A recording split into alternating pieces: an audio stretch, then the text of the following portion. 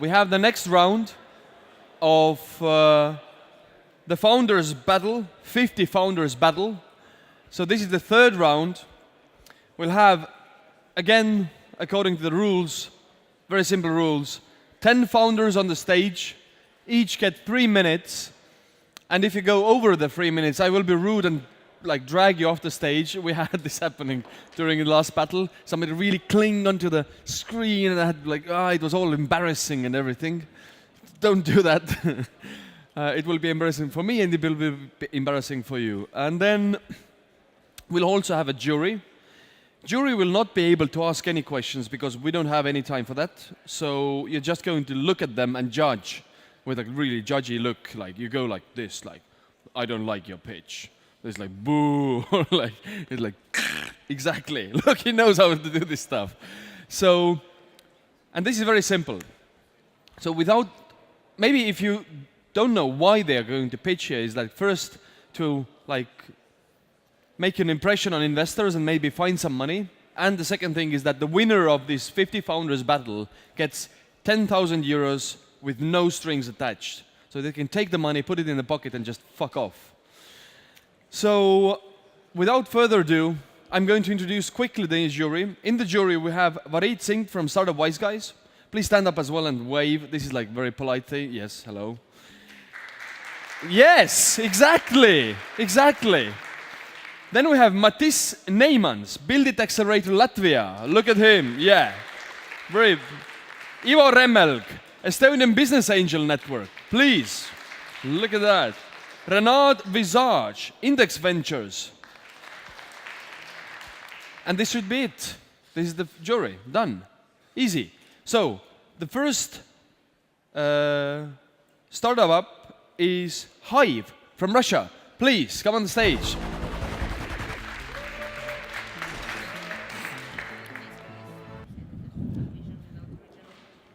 Okay. Hi, my name is Simon and I'm introducing Hive. Our team is united by a single purpose. We want to become a global GNSS correction signal provider. And here is how we're going to do that.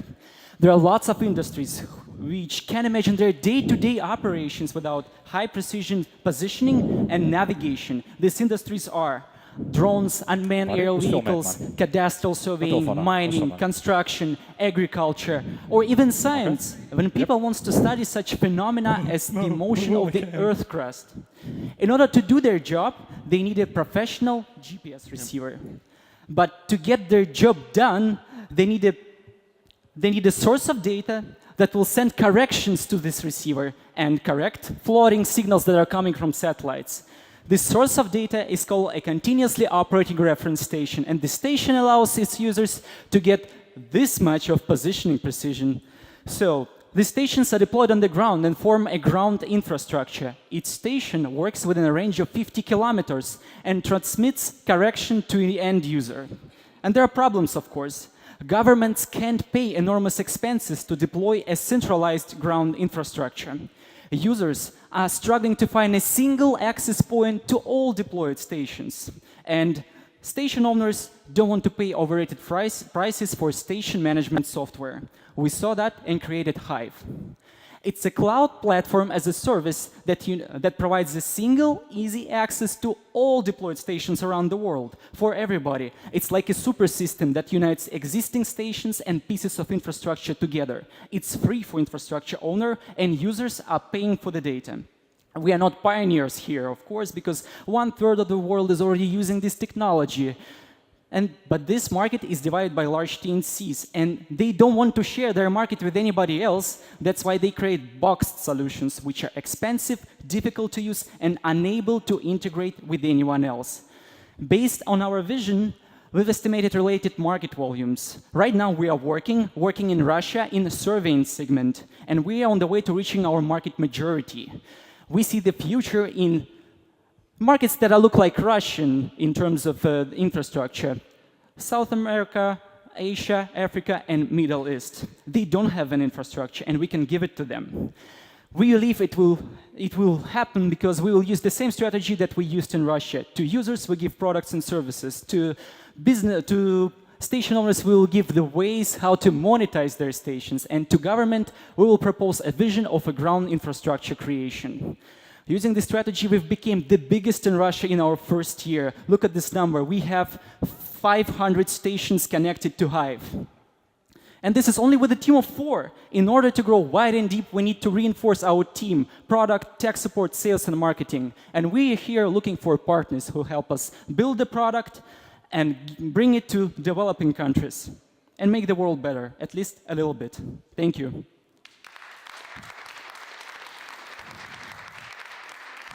Thank you very much. Thank you. The next up is Windmill from Latvia, and they will bring you a surprise on the stage. Do you need the clicker as well? Excellent. Are you ready? Yes. Go!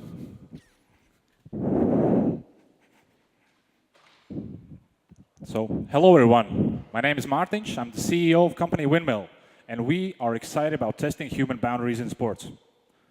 When it comes to sports performance, in sports like hockey, tennis, basketball, football, you're still using products such as these in day-to-day training.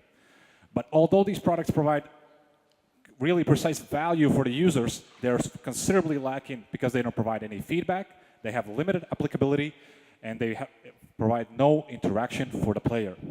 And that is the situation that exists in pretty much every sport that uses these products. And that is where Windmill comes in. We have built a training robot that is able to pass and shoot pucks to players by using computer vision that is embedded on the device.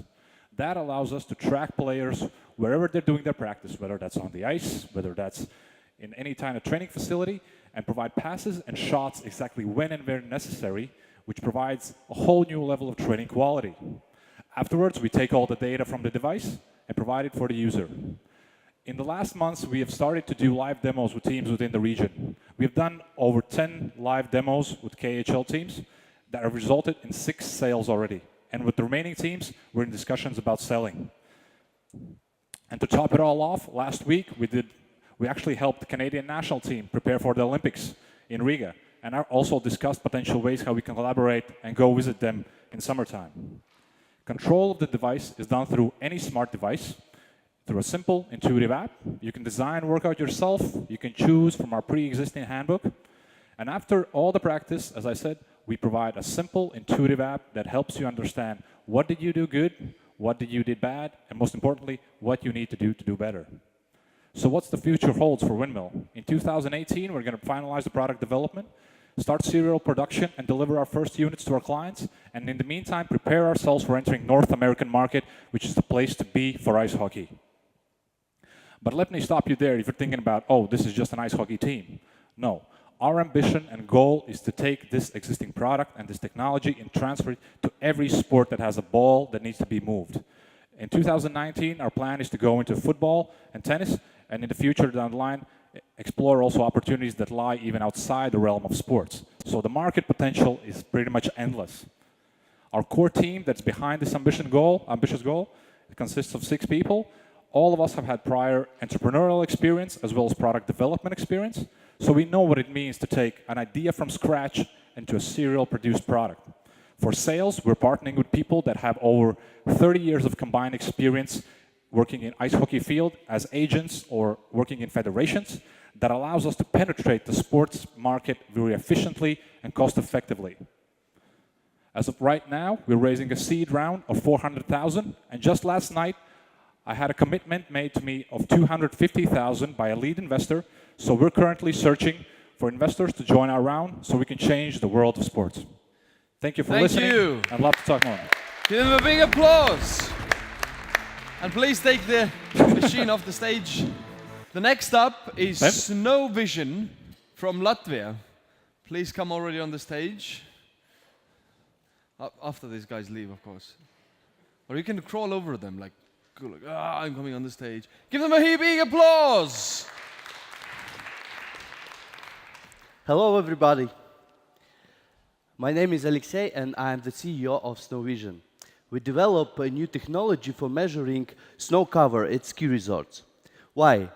Because ski resorts is not only a nice leisure, it's also a huge industry with annual turnover of 30 billion euro. But to obtain this revenue, ski resorts have to produce a lot of artificial snow. And if you would like to know how long this snow will stay on your slopes, you would need to measure snow mass and snow temperature. But in fact, ski resorts don't have such instrument. That's why they produce artificial snow as much as they can, just to be sure it's enough till the end of the season. And this way, 50% of snow is just overproduced, which results in a huge cost, up to 3 million euro per season for each large ski resort. And here comes Snow Vision with our unique long-range sensor, which can measure all the main snow properties at once. In fact, we are measuring natural microwaves from atmosphere and snow. And analyzing them, we can create a real-time map of snow cover, and we can calculate a snow mass and snow temperature, and we can use this data in snow forecast modeling programs. In this way, we will reduce snow production, increase ski days, and improve snow maintenance, which will lead to savings up to 40%. Our team are two entrepreneurs from Riga and world-class scientists in microwave diagnostics, and also one expert in ski resorts who is teaching them how to maintain their snow properly. He is taking this picture, that's why we can't see him. We already raised some funding, we built and successfully tested our prototype. We have won French Tech Ticket competition, and also last year we were awarded by Climate Key Grant because we are going to save huge amounts of water and electricity. And finally, we have found our first potential customer, Saint-François Longchamp, and in December, we have launched pilot project together. So you can see our prototype is installed on their main building. And if we look from the roof side, then we can see all this area we will analyze till the end of this season. And if we are successful, they're ready to buy our devices. So now to complete pilot project and finish customer development, we are looking for 50,000 euro, and later we will need for 300,000 more to manufacture and install our first batch of the devices. But this money will come to investor multiplied, of course, because we are going to cover 500 biggest ski resorts out of 5,000 worldwide, which means 10,000 devices sold and will generate revenue of 500 million euros. So I have nothing left to say, just be smart, invest in Snow Vision. Thank you. Thank you so much. Thanks. Next up is Squad Robotics from it's a UK Latvian company. Please come on the stage. Applause.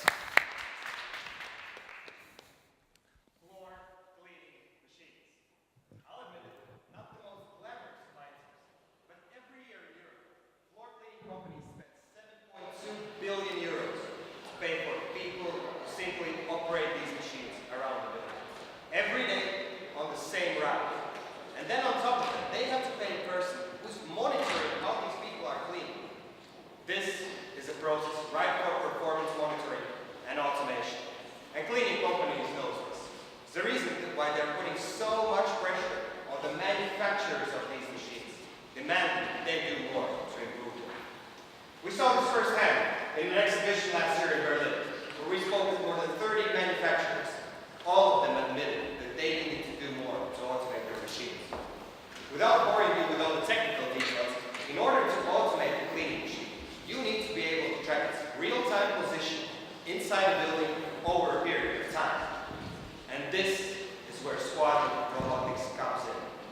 We're providing manufacturers with an asset performance monitoring system and an indoor sensor system. With these systems in place, manufacturers can monitor their equipment in the building and automate it within a year. And once autonomous, our system allows for several machines to communicate with one another and execute tasks together in teams. With Squad Robotics in place, manufacturers can generate new revenue streams by selling our technology to their customers. Secondly, they can reduce the operating costs for their customers by taking away the human labor. And thirdly, they can become early innovators and lead the industry towards a data-driven approach. Manufacturers Manufacturers can purchase our technology through an ongoing licensing fee that we call Robot as a Service. And the great news is that manufacturers can already see some of the benefits in our recent pilots. We have 6 running pilots. We have equipped nearly 12,000 square meters worth of facilities, and we have tracked cleaning equipment for more than 6,700 hours.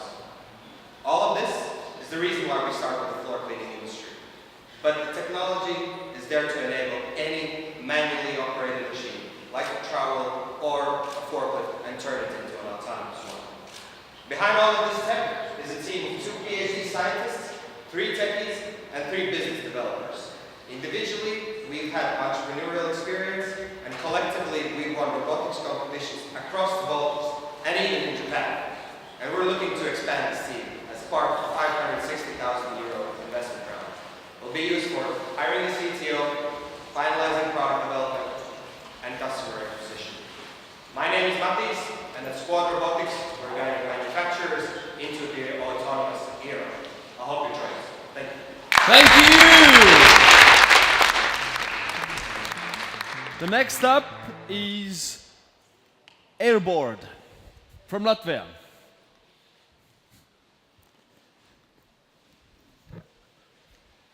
Okay.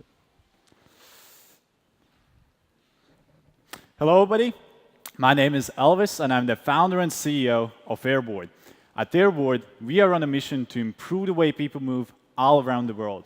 With our latest product, the world's smallest manned aircraft, Airboard.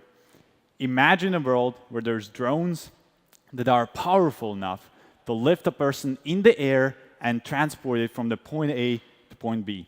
An all-electric platform with 4 arms and 8 propellers, covered with a metal safety mesh, and a person seated safely on top of the aircraft and transported over the air. And yet, that's exactly what we decided to design when building Airboard. This innovation allows us to provide value in multiple market segments, including market use cases like recreational yacht and resort transportation, to industrial use cases like pilot ship replacement and airport security control, as well as military use cases like border security control, military base inspection, and of course, search and rescue. So, from the current alternatives, we distinguish 2 main competitive advantages. Number 1 is consumer-focused design and ease of use that is unparalleled in this industry. And number 2, in-house designed battery technology that provides up to 2 times of increased flight distance. So as of the moment, there are already 35 reservations placed on Airboard, where customers agree to pay a $5,000 reservation deposit in principle. And our team consists of 7 amazing people. I myself, I'm a 19-year-old entrepreneur. I started my entrepreneurial career at the age of 12, and at the age of 16, became the first person in Latvia to have legally registered the business with a special permission from Court of Latvia. Our mechatronics engineer, Kaspars, has multiple years of experience with large-scale drone and robotics development. Our electrical engineer, Ivars, has worked on the fastest electric car in the world. And yet, our engineering assistant, Thomas, holds the title as the fastest drone racing pilot in the Baltics. We also have great advisors and great mentors, including Infogram founder Uldis Lederts, CEO of Green Finance Matīs Ansviesulis, one of the maybe most prominent VCs in Silicon Valley, billionaire Tim Draper, who was one of the first investors in giants like Skype, Hotmail, Tesla, and SpaceX. So as of the moment, we have already built our unmanned prototype, gained international media recognition, several national awards, secure customer reservations, and on top of all of that, last year, I took part in one of the top accelerators in Silicon Valley called Boost VC. I'm run by the 4th-generation venture capitalist, Adam Draper. So thank you, everybody. I'm Elvis from Airboard, and let's build a future all together. Thank you so much. The next up is Smart Load Solutions from Estonia. Yeah, give him a big applause. Well done. So, hello everybody. My name is Priit Saalemaa, and I'm here to present you Themo, a thermostat that can earn you revenue from the electricity markets. So, what's the problem here? There are actually 2. Anybody here who has electrical floor heating in their home will know that using electricity as a heating source is really expensive. And for the electric utility companies, to build peak time power plants is even more ridiculously expensive. What if I tell you that there's one solution for both of these problems? Allow me to introduce you to Themo, a smart electrical floor heating thermostat. So what sets Themo apart from the other thermostats? Well, if we look at the electricity consumption of an ordinary thermostat, we see that it's always consuming some energy to keep your floor warm. However, since Themo is connected in real time with your local electricity market, it knows exactly what's the price doing, when the price is cheap and when the price is expensive, and it will choose to consume more electricity when the price is cheap and thus preheat your floor. Now, you will be consuming the same amount of electricity, but you will be getting it with much better prices. And from the electric utility company side, if they have now thousands of Themos in their portfolio, which they can turn on and off, they don't have to buy expensive grid balancing services from the big-time power plants. Instead, they can turn and shift the electricity consumption of Themos. If your floor heating has been turned off for 10 minutes, you don't feel this difference because the floors have a huge inertia. Thus, with Themo, we are able to provide users maximum comfort while save them up to 60% from the electricity bills. And for the electric utility companies, we are creating huge opportunities to work in the demand response markets. So our business model is that we are selling Themo thermostat with a fixed fee to the end customers and earning a monthly revenue from the utility companies by providing grid balancing services. There are over 500 million electrical heaters worldwide where this type of technology can be used, and today we are going after a 900 million euro market of electrical floor heating in Northern Europe. Today we already have the product on the market, and we have sales agreements with 3 electric utility companies and 1 real estate company. Our team has a really strong technical background. Me, myself, I'm also writing a PhD thesis in power engineering, so I know the electricity markets very well. Our CTO has worked as a software architect in Ericsson. The product design is made by my brother, who has studied this in the university, and we have a hardware engineering team with over 20 years of combined experience in building hardware products such as Themo. And in the next hires, we are looking to increase the sales and marketing team. And today I'm here because we are looking for our next round of investment of 600,000 euros, which we want to use to increase the sales and marketing team and support production of Themos. Thank you very much. My name is Priit Saalemaa from Smart Load Solutions.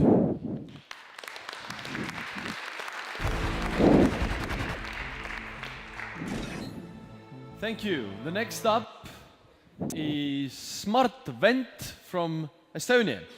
Please come on the stage. Do you need a clicker? Hello, good day, TechChill. Good to see you here. I'm Joosep. I'm the CEO of SmartVent. Excessive energy consumption, that's a problem all over the world. Did you know that 40% of the energy produced in Europe is consumed in buildings? And most of that energy is made from non-renewable energy sources. And that means it has an impact on the environment. So me and my team, we decided that something had to be done. So we created SmartVent. SmartVent is a software-based solution for controlling indoor climate hardware to make them work as efficiently as they possibly could. We have our initial algorithm ready, and we have conducted tests. And we have saved 27% of energy when controlling indoor climate hardware. And we're working hard to reach closer to a theoretical maximum of 50%. And what's even better, we don't compromise in indoor air quality. We make it even better. I have a question for you. How many of you have been in a stuffy meeting room or a stuffy workplace? There's no need to raise your hands because I'm pretty sure that most of us have been there.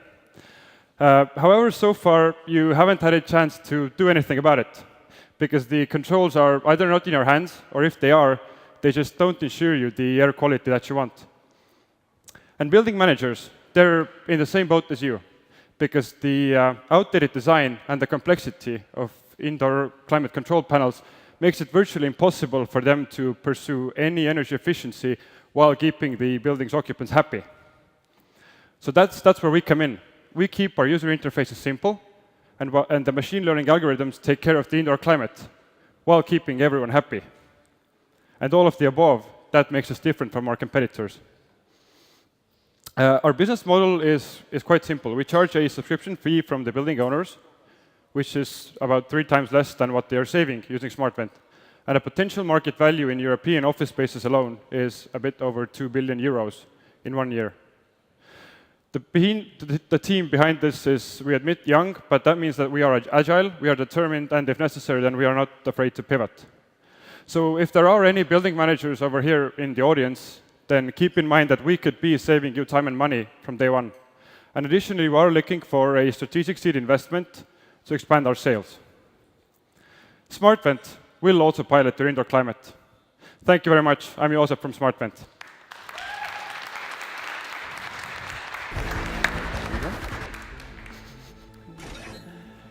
So, the next up is Intel Flows, also from Estonia. Please come on the stage. Give him a big applause.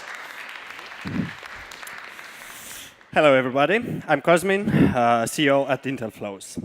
I'd like you to take a close look at this picture. You can see that clearly somebody does not fit in. That's right. It's Alex from Switzerland. Why? Because he's the only one who is not affected by air pollution. When 9 out of 10 people are exposed to air pollution, and 6 million people die every year because of it, and virtually every city in low and medium income countries is exceeding the limits, we got to wonder, how much do we really know about air pollution in our cities? Well, the way we measure air pollution is by using this kind of small buildings, basically. But the thing is that there are only a couple of them in each city. And that means that we only cover up to 5% of the city area. At Intel Flows, we do things differently. We have a device that is equipped with pollution sensors, with environmental sensors, with GSM, and with GPS. And we install these devices on vehicles, mostly public transportation, creating what we call a network of moving sensors. And this can provide the coverage up to 90% of the city area. Of course, all this data is important and crucial, and we provide municipalities, which is our customers, with our platform, where they can identify the pollution hotspots, they can track the impact of their policies over time, and they can also share the data with their citizens through the API that we provide. We're a team of 3 founders. We've been studying in Denmark, and we've been working together for the past 2 years in various startups. We have different backgrounds, from sales to technical, and we have an extended team working on different areas of the project, as well as an advisory board, including scientists from Tallinn Technical University.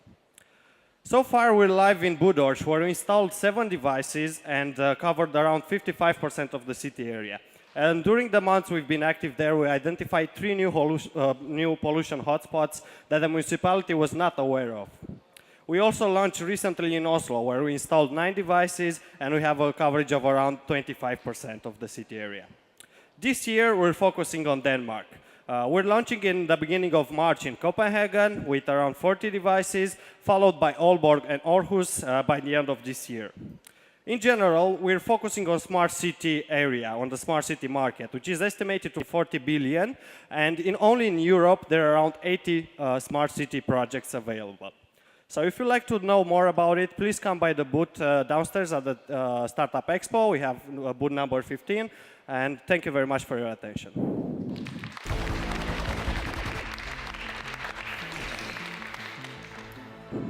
And now we're going to have our last pictures, or actually there are 2 pictures, from SafeSack Estonia. Please come on the stage.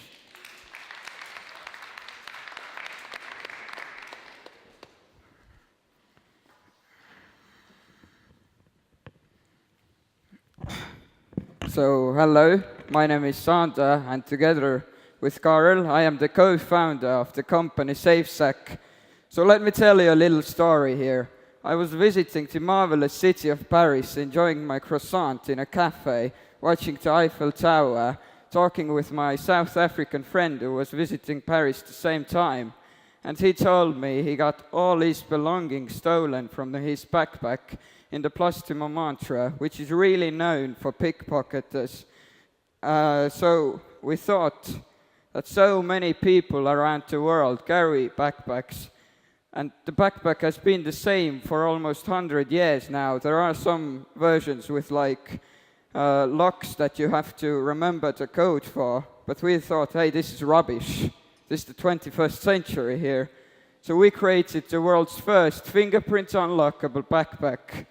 Biometric security allows quick and easy access to your belongings.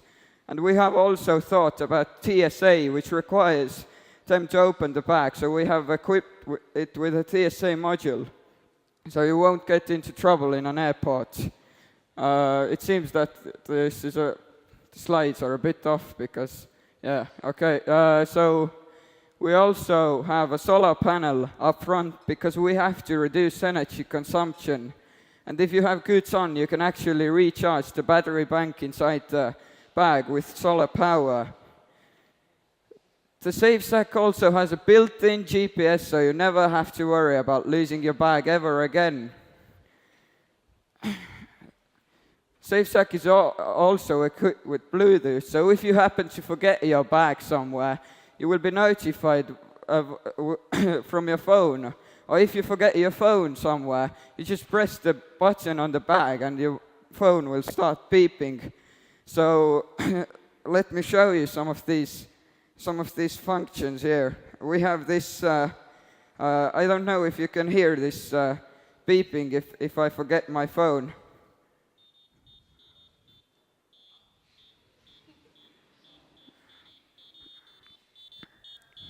I don't know if you could have heard this. And we also have an LED up front of the bag. If you happen to, the bag has a built-in AI, so it learns it when you move and when it's dark. The LED will light up so you're seeable to the drivers. Now I will also demonstrate the fingerprint unlockability function. So you see the bag is locked, and I put my finger here. It unlocks the bag. So this is just the first prototype. We're working on the designs with a student from Netherlands. So this is just a prototype. And did I forget to mention that this bag is also, it also has a cable here. So you can pull out the cable anytime when you need a charge on the go. And just plug it in so you can charge your phone anytime, anywhere. And in Tallinn we have those stupid bus validators where you have to validate your bloody transportation card. So we thought about that too. So you just pick out your validation card, just validate really quickly, and you put it back, so no hustle. And Safe Sack is also made out of knife-proof fabric, so your bag won't be cut open. And we also have different inserts for the bag. We have a photography insert and all kinds of inserts that are changeable. So this is me, Sander Tamer, and our CTO, Karl Reinvas, who has worldwide experience working in many companies. Here we're working in the SD 2.0 summer camp where this product kicked off. And SafeSec has also an app that is connected to your phone. So you can unlock your phone from your bag from the phone too. You have the location, you can check your battery percentage, and you have additional settings if you want the LED, the buzzer sound, and all kinds of that. Now you ask this question, what happens if my bag runs empty and I can unlock with my fingerprint? Well, we have a combination lock there onto that is that is saved on your phone, so you can unlock with a code too if your bag happens to run empty. And so let's redefine the meaning of a modern day backpack and let's make it happen. So thank you very much. This was some proper inventor shit. 16-year-old guys doing this stuff. Thank you very much. And we have a beta testing program coming up in September, so we just wanted to randomly select a beta tester, so I'm just going to throw out this airplane. So who's going to catch that? Beta tester! Excellent, thank you very much. Oh my god. I haven't had so much fun in a pitch for a very long time. Gadget here and gadget there, like crazy shit. Awesome. Oh.